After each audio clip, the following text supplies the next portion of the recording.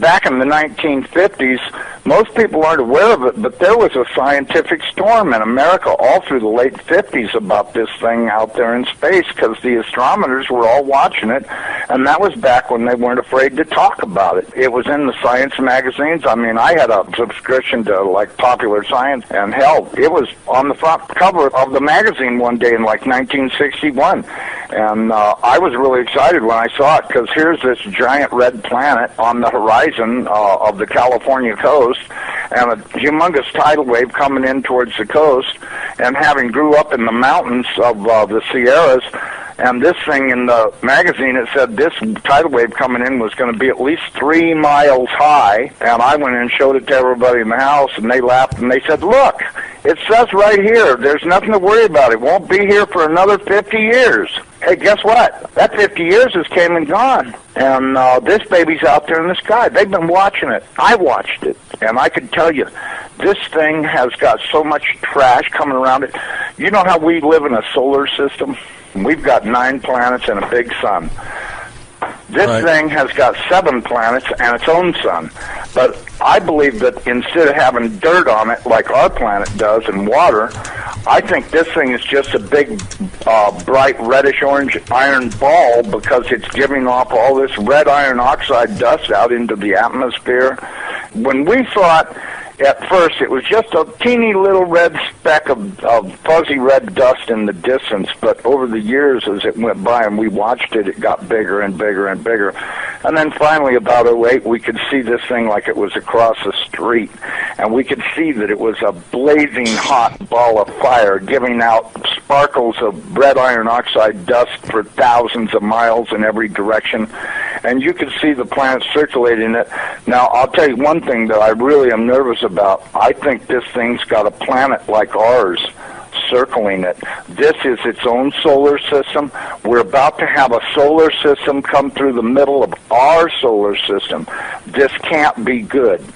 But unfortunately, it looks as though that's what's going to happen. Hopefully nothing in this mess will hit us, even though it does say it will in the Bible, at leastwise it does in my Bible. It says we can expect all kinds of problems. We were looking at asteroids. Right close to this thing, there's asteroids that are floating around right near that are orbiting the main sun itself. These things appear to be about 500 miles across, and as you go back into the tail, you get into meteorites that go back for millions of miles in the tail. This thing looks like a giant red teardrop-shaped dust cloud, and you can see once if you're able to see it up close like we did, you can see every speck out there. I guarantee you, there's trillions of meteorites following this thing. Now, these CIA people that I know say that we're not going to be that close to it when it goes past us. They're saying that in order to attain breakaway speed, when it comes up around the backside of the sun, its speed will at least double, possibly more, which will put it here earlier than everybody is saying it will, and that this thing will probably be about 20 million miles from us when it crosses in front of us. And then as soon as it flips us upside down, we're going to go into its debris-filled tail and be pelted with meteorites. And, of course, in the Bible it says they will talon 70 pounds. So if you've got 70-pound meteorites falling like hail, and I can guarantee you they will be falling like hail because there are that many in the tail of this thing. This thing has got a tail loaded with trash. I mean, it's incredible the amount of stuff that's in this thing's tail, and we're going to go right through that tail, and if it doesn't beat everything on the surface of the ground into a flat putty, I don't know what it'll take. I tell everybody, you better be at least 20, 30, 40, 50 feet on the ground and have either concrete or stone above you, because it'll break through the roof of whatever you've got if you don't.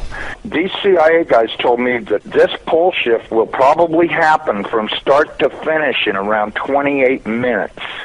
That doesn't give you a lot of warning. When you see that thing out there in the sky, you're going to have to run as fast as you can to your underground facility, because this is going to happen so fast. Now, see, here's another thing nobody's talking about.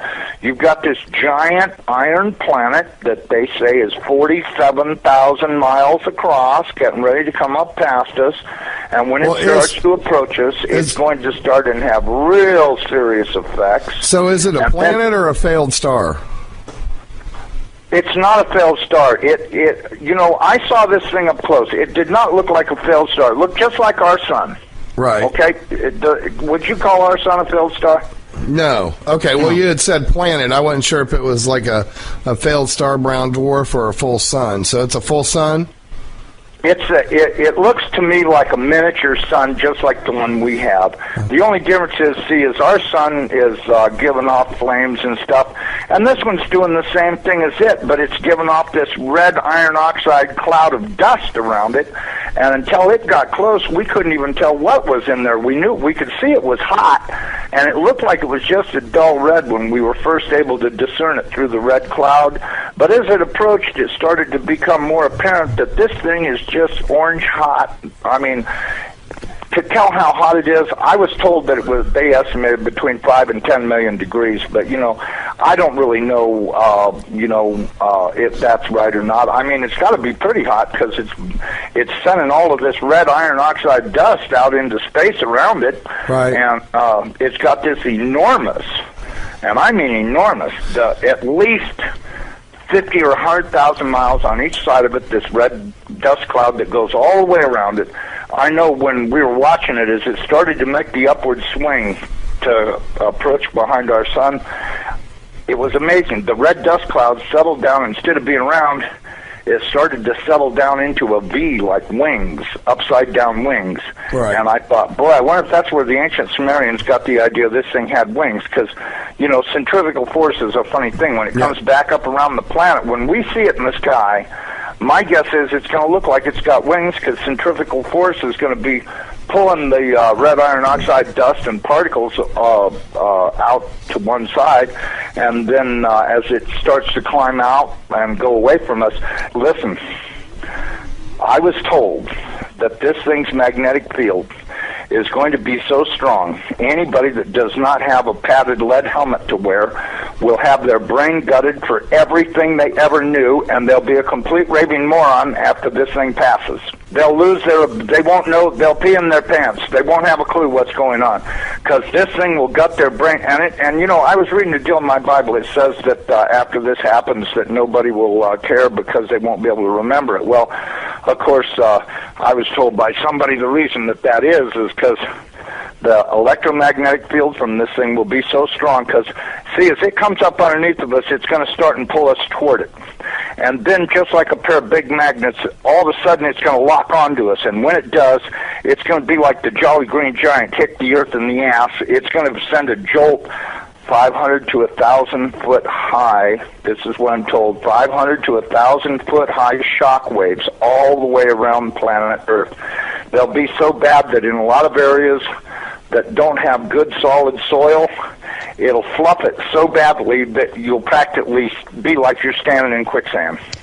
And that this thing's magnetic field will literally gut your brain of everything. And so you may want to give some thoughts to getting you some sheet lead, build you a little lead helmet to wear, like a little motorcycle helmet to protect your entire brain and the back of your neck, so that way this can't happen. Because if these guys are right about this, and I'm pretty sure they are, because I know for a fact they know what they're talking about when they say stuff. And and it does sound reasonable to me, knowing what I do about electromagnetic energy, that this could happen. And it very easily could gut everybody's brain for everything they ever knew, and they'll stand there and pee in their pants and go, gee, what was that? And that's if they still know how to talk. And there won't be any doubt in anybody's mind, because this thing's going to look like a big red dragon, exactly like all the ancient Sumerians and the Chinese and all the rest of them that had documented this thing's passing before. It didn't look like a white ball or a snow cloud or nothing. It looked like a big red iron oxide dust cloud with a superheated star in the middle of it. And I mean, and that's what we've seen.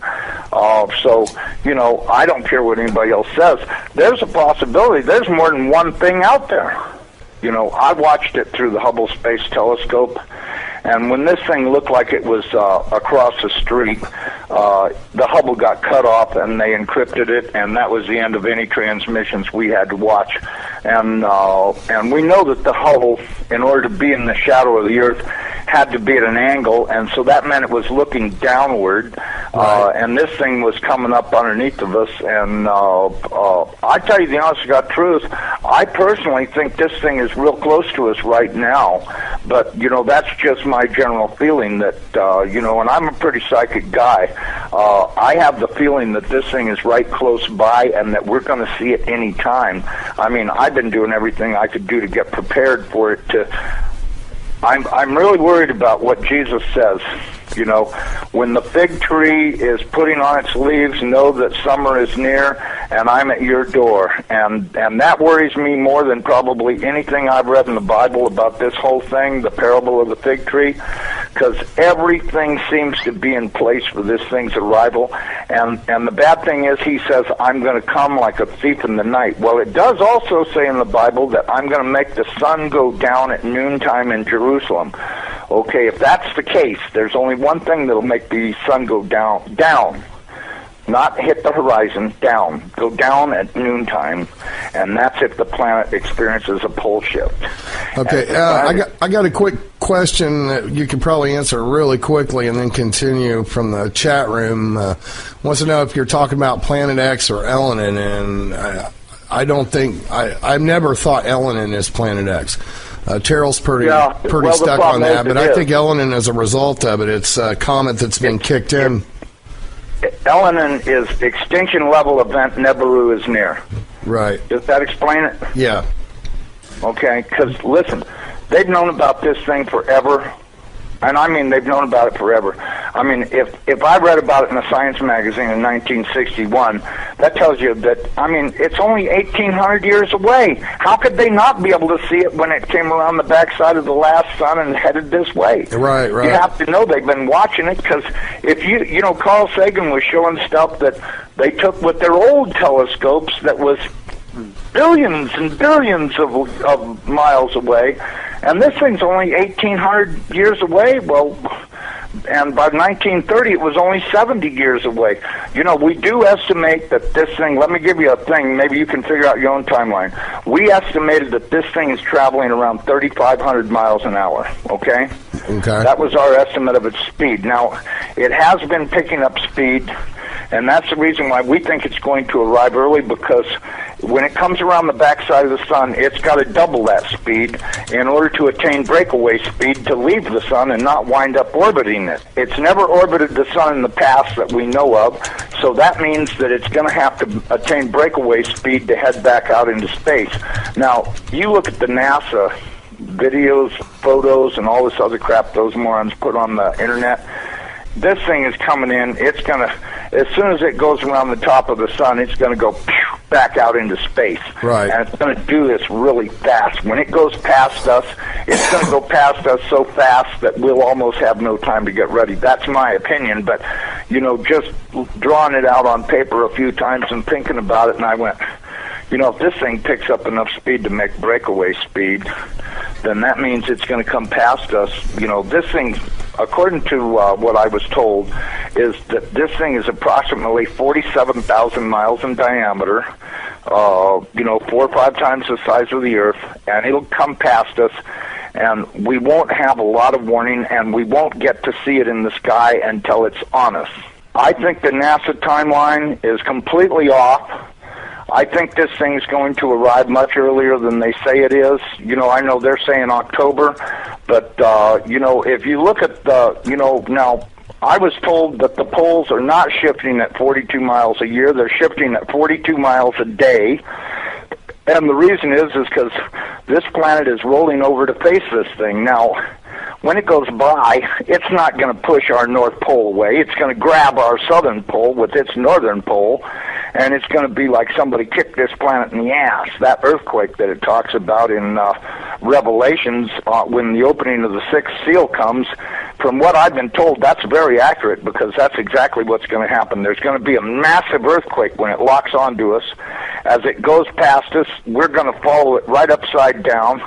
The oceans are just going to be roaring from pole to pole, as you could well guess they would, because if you take a planet that's 7,000 miles across and roll it upside down in 30 minutes, you're going to have some real serious problems with wind and water. We should be preparing to expect this thing to show up